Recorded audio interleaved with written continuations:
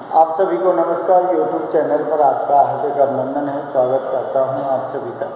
देखिए, आपके और मेरे बीच में सिलेबस चल रहा था। आपके आलम कवि हैं, थर्ड सेमेस्टर के हैं, और थर्ड सेमेस्टर में हिंदी साहित्य का प्रथम प्रश्न पत्र है, उसी को रखा गया है। और अभी सिलेबस जो निर्धारित करना था यूनिवर्सिटी को अभी नहीं कर पाई है, लेकिन फिर भी अपना काम पढ़ाने का है। बाई द वे इसको रख दिया जाता है तो फिर पीछे रह जाते हैं, इसलिए मैं ऑलरेडी ही पदों की व्याख्या जो है वो आपको बता देता हूँ। कुछ बदलाव होगा वो भी मैं आपको सूचित कर दूँगा। तो देखिए, आलम कवि जो कि रीतिकाल की कवि हैं, रीतिकाल में भी रीतिमुक्त धारा के प्रमुख कवि हैं, जिन्होंने 3 प्रकार के कवित्व लिखे हैं, जिनमें 1 से लेके 6 तक, जिनमें क्या है, उद्धव और गोपियों के जो बातचीत हुई है, जो वार्तालाप है, उनके श्रृंगार रस के गृह वियोग का चित्रण किया है। और 7 और 8 जो पद हैं, जो कविता है, उनमें क्या है, माँ यशोदा और कृष्ण के वात्सल्य रस का चित्रण किया है। और 9वां और 10वां अब आपके सामने है। तो 9वां 10वां देखिए, आलम जैसे शुरुआती दौर में क्या है, हिंदू थे, लालमणि त्रिपाठी जिनका नाम था, लेकिन सिख जो मुस्लिम रंगरेजनी थी, उनके प्रेम में पड़कर वो हिंदू से मुस्लिम हुए और अपना नाम लालमणि त्रिपाठी से क्या रख लिया, आलम रख लिया। तो आलम कवि ने ऐसा नहीं कि भाई कृष्ण और राधा की भक्ति की है। इसका मतलब है कि अब जो आपके सामने जो कविता है उसमें क्या है कि जो भोलेनाथ हैं, भोलेनाथ की जो भक्ति है, भक्ति करने से किस तरह से पाप कट जाते हैं और उनका भोग प्रसाद लेने के बाद किसी तरह की जो इच्छा है वो नहीं रहती है, समाप्त हो जाती है। भोले शंकर का स्वरूप क्या है, उस स्वरूप और उनकी भक्ति की ओर इशारा इसमें किया है। तो थोड़ा सा देखिए, लिखा है कि नीके नहाय धोए धूल पैठो नैक बैठो आन, धूल जट गई धूल जटी लो। क्या दिया है कि पहली पैठो अंबर सु निक्षो दिगंबर हूँ, दृढ़ देखो भाल में अचंबो लाग्यो मन में, जैसो हिम कर धरे वो गरे गरल, भारी घरु डरु बरु छाड़ो एक खन में। क्या दिया है, देखे दुति ना परत पाप रेत पा, परत साप रहते सोरो सरी साप रहेंगे तन में, सांप रहेंगे तन में। इसका मतलब सीधा है कि भोलेनाथ है, भोलेनाथ के अलावा किसी के तन में सांप रेंगते हुए नहीं दिखाई देते हैं, क्योंकि नीलकंठ महादेव को कहा जाता है पृथ्वी का मंथन हुआ था, समुद्र का मंथन हुआ था, तो पृथ्वी समुद्र मंथन में जो जहर निकला था उसका भी रसपान उन्होंने किया था। तो सांप उन्हीं के गले में रेंगते हैं, समझ रहे हो। तो सीधी बात है कि भोले शंकर की बात हो रही है। तो देखिए क्या दिया है कि नीके नहाय धोए धूल पैठो नहीं। इसका मतलब है कि आलम कवि कहते हैं कि जो भगवान भोले शंकर की भक्ति करने वाले हैं, उनको सबसे पहले तो क्या है कि नहाने धोने के साथ मन की पवित्रता शुद्धता पर भी ध्यान रखना चाहिए, जिससे भोले शंकर जल्दी प्रसन्न हो जाते हैं। तो क्या दिया है, नीके नहाय धो। नीके, नीके का मतलब क्या होता है, नीके का मतलब होता है अच्छी तरह से, अच्छी तरह से क्या है, नहा धो। इसका मतलब है कि सबसे पहले आदमी को अच्छी तरह से नहा धोकर कपड़े पहनने चाहिए, जिससे शुद्ध कहे अपन, और नहाने धोने के साथ अपने मन को भी पवित्र और शुद्ध करना चाहिए। उसके बाद धूल पैठो नहीं, धूल पैठो। और भोले शंकर की भक्ति करने के लिए अगर तुम जाते हो तो धूल पैठो। इसका मतलब है कि जिस तरह से शिव शंकर क्या रमाते हैं, भस्म रंगाते हैं, तो ठीक उसी तरह से आप भी अपने तन पर धूरी पैठो, कि धूल जो है, जो राख है, भस्म, उसको अपने रमाओ, पैठो नेक बैठो। फिर भगवान जो भोले शंकर है, नेक बैठो, फिर भोले शंकर के समीप जाके आप उनके आराधना पूजा और पाठ कर सकते हो। क्या दिया है, धूल जट गई धूल जटी, धूल जट गई। धूल जटी का मतलब है धूल जट गई धूल जटी।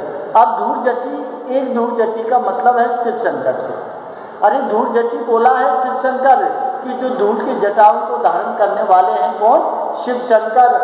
उनके सामने आपको जाना है तो धूल जटी गई। तो ठीक उसी तरह से आपको भी अपने जटाओं में या अपने तन और मन पर क्या करना पड़ेगा? आपको भी राख भस्म अर्थात धूल धारण करनी पड़ेगी।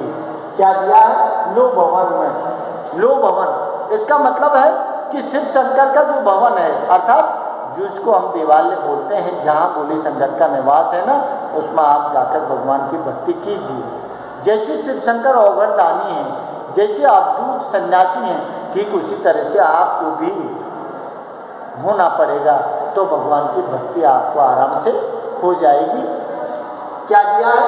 पैन पैठो अंबर सु निक्षु दिगंबर। और अब जो दिया है कि भक्ति करनी, मान लीजिए आलम गए हैं या फिर मान लीजिए कोई व्यक्ति गए हैं, तो क्या क्या? पैन पैठो अंबर सु। पैन पैठो, पैन पैठो का मतलब है पहन कर बैठना। पैनो पैठो का मतलब क्या है? कि पहन कर बैठना। अब पै की ध्वनि है, सीधी बातें का अनुप्रास अलंकार का प्रयोग हुआ है। तो पैन पैठो अंबर सु। अरे सबसे पहले क्या करना है? अंबर। अंबर का मतलब होता है वस्त्र। अरे सबसे पहले आप अपने शरीर पर अच्छे वस्त्र धारण कीजिए और वस्त्र धारण करके सुनिक्षो दिगंबर।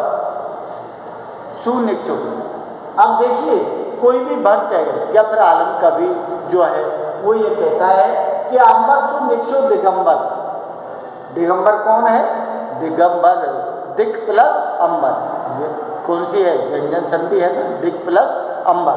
तो इसका मतलब है कि ये क्या दिया? अंबर। अंबर का मतलब वस्त्र है। सुनिक्षो दिगंबर। अरे क्या दिया है? कि जैसे ही मंदिर में गए, इसका मतलब है कि हिमालय जो है कैलाश पर्वत जैसे अपन कहते हैं वो उसका घर है, लेकिन उसके वहाँ गए तो क्या दिया है? अंबर सुनिक्षो दिगंबर। अब अंबर माने वस्त्र है और एक अंबर माने क्या है? आसमान है। ठीक है, तो उस आसमान के नीचे निक्षो, निक्षो का मतलब है निकलते हुए कौन दिखाई दिया है? दिगंबर। दिग प्लस अंबर अर्थात दिगंबर किसको बोलते हैं? जैसे आपने जैनी लोग देखें, एक श्वेतांबर है और एक दिगंबर है। श्वेतांबर का मतलब है श्वेत वस्त्र धारण करके जो चलते हैं, मुँह पे सफ़ेद पट्टी होती है, और एक दिगंबर होते हैं जो बिल्कुल नग्न निर्वस्त्र होकर चलते हैं, उनको दिगंबर कहते हैं। उनका मानना यह है कि चारों ओर की जो दिशाएं हैं ना, दिक, दिक माने होती है दिशा और अंबर माने वस्त्र। इसका मतलब है चारों दिशाओं को ही अपना वस्त्र मानते हैं। तो ठीक भोलेनाथ भी अवघड़दानी हैं, अवधूत हैं, इसीलिए वो दिगंबर की संज्ञा उनको दी गई है। तो क्या दिया? अंबर सुनिक्षो दिगंबर। अरे जो आकाश के नीचे जो क्या है? कैलाश पर्वत। तो वहाँ से कौन निकलते हुए दिखाया है? कौन? भोले शंकर जो दिगंबर स्वरूप है। क्या दिया? कि अब कह रहा है जो भी देखने वाला है या फिर आलम कवि हैं, तो वो क्या कहते हैं? दृढ़ देखो बहाल में, कि दृढ़ कि मैंने जब शिव शंकर को निकलते हुए देखा कैलाश पर्वत पर, आसमान के नीचे से निकलते हुए देखा, तो दृढ़ देखो बहाल में क्या लिखा है? अचंभो लाग्यो मन में। अरे बड़ा अचंबा आश्चर्य वाली बात मैंने देखी कि भोले शंकर जो है ना, दृढ़, दृढ़ माने होता है आँख या नेत्र, देखो भाल में। भाल, भाल का मतलब है मस्तक, क्योंकि भोले शंकर को त्रिनेत्र कहा जाता है। और त्रिनेत्र कहा जाता है तो त्रिनेत्र का है भाल में, मस्तिष्क में है। तो दृढ़ देखो भाल में। अरे मैंने शिव शंकर के मस्तिष्क में क्या देखा है? नेत्र देखा है। तो उसको देखकर मुझे क्या लगा? अचंभा लागो मन में। तो मुझे उसको देखकर बहुत अचंभा लगा, आश्चर्य हुआ कि ये कैसे अवघड़ अवदानी हैं। क्या दिया है? कि जैसो हिम कर धरे वो करे गरल। जैसो हिमकर, हिमकर, हिमकर का मतलब होता है चंद्रमा, क्योंकि उनकी जटाओं में चंद्रमा भी आपको शोभामान अर्थात धारण करते हुए दिखाई देते हैं भोलेनाथ। तो जैसो हिमकर धरे, धरे का मतलब है धारण, वो गरे गरल, गरल का मतलब है जो विष है उसको धारण करने वाले नाग उनके गले में रहते हैं। गरे, गरे का मतलब है गले, गला में कौन है? गरल, गरल का मतलब है विष, विष का मतलब है जो नाग विष धारण करते हुए उनके गले में रहते हैं, और उनकी चंद्रमा उनकी शीश पर धारण होता है। भारी घरु गरु बरु छाड़ो एक खंड में। अरे जो कैलाश पर्वत उसका घर है ना, उस कैलाश पर्वत को क्या दिया, भारू भरू। इसका मतलब है कि महादेव जो शिव शंकर है, जिनका घर कैलाश पर्वत है ना, वो बहुत बड़ा है। क्या दिया, डरू बरू छाड़े, कोई डर नहीं है, अर्थात अद्भुत है, अवगढ़दानी है, इसलिए विरक्ति है उनके मन में, इसलिए घर को छोड़ते हुए कोई डर भय उनके मन में नहीं है। क्या क्या, छाड़ो एक ही खंड में। एक खंड का मतलब है एक क्षण, एक पल में ही अपने कैलाश पर्वत को छोड़कर वो चल देते हैं। क्या दिया कि देखे दुति ना परत पाप रेत पापर, साप रेत ते सुर सरी साप रहेंगे तन में। क्या था, देखे द्युति ना परत। अरे जब शिव शंकर की जो कांति है, जो चमक है, द्युति, द्युति का मतलब है आभा, चमक। अरे शिव शंकर की जो द्युति है ना, जब अपने भक्तों पर पड़ती है, उसकी आभा, उसकी चमक, ना परत पाप रेत, पाप रेत, तो पाप क्या है, रेत पाप परत। अरे जैसे पैर रेत के ऊपर पड़ जाते हैं और रेत फिसल जाती है, ठीक उसी तरह से उनकी आभा, उनकी चमक पड़ने पर मानव के सारे पाप खत्म हो जाते हैं। क्या दिया है, द्युति ना परत पाप रेत पापत। अरे रेत में जिस प्रकार पैर पड़ता है, पैर फिसल जाता है, अर्थात रेत हट जाती है, ठीक उसी तरह से भोले शंकर की आभा, कांति, चमक से सारे पाप नष्ट हो जाते हैं।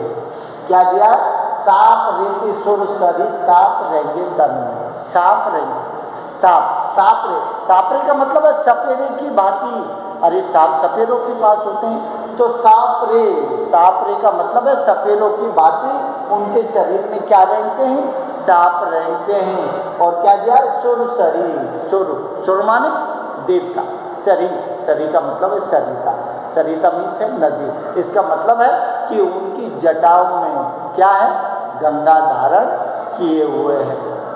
सुर सरी दिया है, तो सुर का मतलब है देवता, सरी माने सरिता नदी, अर्थात जो गंगा नदी है ना, उनकी जटाओं में निवास करती है। और साप रे और सपेरों की भांति उनके शरीर में शांत रहते हुए दिखाए हैं। इसका मतलब शिव शंकर जो कोई भक्ति करता है, इस तरह के स्वरूप को देखता है ना, तो उनके जीवन के सारे पाप कष्ट मिट जाते हैं। क्या दिया है कि गौरव सोडोरी लिए शंभुता को मत दिए, आपन अकेलो संग गौरी दिए लोग ना। क्या दिया है कि वरुण विभूति बाल ले ले, मुख लावे और लगावे पुण्य भावे कछु भोग ना। क्या दिया, आधारी ले दौरी दौरे धरी संपत्ति धतूरा भरी, वृषभ भले चली जाए तो उनका को शोक न। जटा छिटकाए छवि छोने में बिछाए छाल, बास के लिए रागी वापी टेक बैठो जोग। क्या दिया है कि गौरस सोडोरी, गौरस, गौरस का मतलब क्या होता है, गौरस, सोडोरी, सोडोरी का मतलब है अच्छी तरह। क्या है, गौरस, गौरस का मतलब है दूध, गौरस को क्या बोलते हैं, दूध बोलते हैं। तो गौरस सोडोर लिए शंभुता को मत दी। अरे जो दूध जैसी पवित्र जलधारा को क्या है, अपनी जटाओं में समाहित कर रखा है। क्या क्या, गौरस सोडोरे लिए शंभु, शंभु, शंभु का मतलब है शिव शंभु। भोलेनाथ ने अपने जो क्या दिया है, गौरस, अर्थात दूध जो है बिल्कुल शुद्ध होता है, सफेद होता है, तो उसी गौरस के समान सोडोरी जो अच्छी क्या है, गंगा लिए शंभु ताकू मत। अरे शिव शंभु ने अपनी जटाओं में क्या रखा है, दूध के समान धवल धारा वाली गंगा को अपने सिर में विराजमान कर रखा है। और आपन अकेला, और कोई नहीं है उसके साथ में, बस कैलाश पर्वत पर अकेला रहता है। कि आपन अकेलो संग, संग के कौन है, गौरी तिये, तियेनी से स्त्री है, गौरी माने पार्वती है। अरे उनकी जो पत्नी है वो गौरी, बस वो है, और उसके संग कौन है, उसकी गौरी लोग ना, और कोई लोग उनके साथ में नहीं है। कौन के, शिव शंभु। क्या दिया है, वरनी विभूति बाद ले ले मुख लावे। और जो शिव शंकर की जो विभूति है उसको अगर कोई एक बार ले ले, क्या दिया है, वर्णी, वर्णी विभूति बार बार ले मुख लावे, बार बार। इसका मतलब है कि शिव शंकर औगरदानी अवधूत सन्यासी है। अगर उनकी विभूति का मतलब क्या है? विभूति का मतलब है कि अलग तरह के शिव शंभु हैं और उनकी विभूति है जो भस्म है, उनको अगर तुम मुख लावे, अर्थात विभूति को लेकर अपने मुख में तुमने क्या कर लिया? ले लिया प्रसाद स्वरूप। और क्या लग गया? ओरव लगाओ। ओरव का मतलब है हृदय। हृदय पर उसको लगाया और उसको मुख में लिया तो क्या है? पुण्य भावे कछु भोगना। तो उसके बाद संसार के सारे भोग फीके पड़ जाते हैं। क्या दिया है? ओरव लगावे। अरे जो मुख में ले, जो हृदय पर लगावे और फिर उसको क्या करे? भगवान की जो विभूति है शिव शंकर की, उसको मुख में ले ले, हृदय पे लगावे तो पुण्य भावे। पुण्य माने दोबारा, भावे माने अच्छा लगना। क्या दिया? कछु भोग। अरे कुछ भी 36 तरह के कहो या कहो कि कितने 56 प्रकार के भोग भी सब उसके आगे फीके पड़ जाते हैं। तो कछु भोग ना, उसके बाद में संसार में किसी तरह की कोई इच्छा नहीं रहती है, सब कुछ समाप्त हो जाती है। कब? जब शिव शंकर की जो विभूति है उसको आपने हृदय में लगाकर और भगवान का प्रसाद मानकर ले लिया तो संसार के सारे कष्ट मिट जाते हैं और संसार के सारे व्यंजन फीके पड़ जाते हैं। क्या दिया है? आधारी ले ले धारी धारी संपत्ति धतूरा भरी। आधारी ले ले। आधारी क्या है? अरे योग साधना, जो हाथ के नीचे आधारे लगाते हैं ना, बस वो उनके पास और कुछ नहीं है। योग साधना करते हैं, आधारी ले धारी। अरे आधारी को लेकर अपने साथ रहते हैं, जहाँ बैठते हैं वो आधारी लेकर योग साधना कर लेते हैं। क्या दिया है? धरी संपत्ति धतूरा। और कोई संपत्ति नहीं है, क्योंकि भोले शंकर क्या है? भांग पीने वाले हैं, धतूरा का रसपान करने वाले हैं। जो जितने भी हैं उन सारी चीज़ों को क्या है? संपत्ति धतूरा। और कोई संपत्ति नहीं है उसके पास, बस भांग धतूरा है, वही उनकी संपत्ति है। क्या करता है? वृषभ ले चली जाए। वृषभ माने बैल, बैल माने नादिया। अरे भोलेनाथ की सवारी क्या है? नादिया, जिस पर वृषभ भले वृषभ ले चली जाए। अरे बस अपने धतूरा की जो संपत्ति है ना, उसको अपने बैल पे लादता है और लादने के बाद कोई ताकू सोगना और चला जाता है। किसको? कैलाश पर्वत को छोड़ के। कहूँ सोगना, शोक का मतलब है दुख, और मन में बिल्कुल भी पश्चाताप, दुख, पीड़ा नहीं होती है, क्योंकि वो विरक्ति हैं, संसार से मोह माया उनको नहीं है। इसीलिए तो धन से लगाव नहीं है और जो संपत्ति है उससे लगाव नहीं है। इसीलिए अपनी पत्नी गौरी को लेकर कैलाश पर्वत पर रहते हैं। क्या दिया है? जटा छिटकाए छवि छोनी में। जटा छिटकाए, और बस उनकी जो जटा है, जो वो क्या है? अजब और गजब, क्या उनकी दृश्य दिखाया है। क्या दिया है? जटा छिटकाए छवि। छवि का मतलब है सुंदर। अरे जो श्री कृष्ण के ऊपर जो जटाएं फैली हुई है ना, वो बड़ी सुंदर शोभामान दिखाई देती हैं। छोनी में बिछाए छाल। छोनी और का मतलब कमर जो है, कमर भोले शंकर अपनी कमर में क्या बिछाते हैं? छाल, मृगछाला। जो मृगछाला है ना, बस वो अपनी कमर में रखते हैं। बांस की विरागी वाकी टीक बैठो जोगना। बांस की विरागी और वैरागी है। विरागी का मतलब है वैराग्य धारण करने वाले शिव शंकर हैं, और बांस की नाग उनके गले में धारण है। वास की नाग, वास की विरागी वाकी टेक बैठो जोगना। अरे वास की वो वैराग्य धारण करते हैं और वास की नाग को वाकी टेक धारण कर लेते हैं, बैठो जोगना, और जाकर कहीं भी योग साधना में बैठकर अपनी योग साधना में लग जाती है। ये थी आपकी पद व्याख्या। तो थोड़ा सा मतलब इन पदों को देखना, समझना, और कोई बात हो तो फिर मेरे से आप पूछना। क्लास जो लेने वाले बच्चे हैं वो रेगुलर लेते हैं, वो तो लेते हैं, लेकिन जो नहीं ले पाते हैं, अभी मिड टर्म के एग्ज़ाम चली है, बच्चों ने क्वेश्चन जो किए हैं उनमें कुछ भी नहीं, इसका मतलब है कि आप पढ़ते नहीं। तो थोड़ा सा ये नहीं कि आप मेरी वीडियो पढ़ो, कोई की भी पढ़ो, आपके पास बुक नहीं है, नहीं क्या कोई सामग्री सीरीज नहीं है, तो आप वीडियो में जो है, मोबाइल जो है उसमें पूरा ज्ञान भरा है, सारी पुस्तक भरी है, बस आपकी कमी है कि आप पढ़ते नहीं। ठीक है, इसलिए थोड़ा सा पढ़ना। नमस्कार।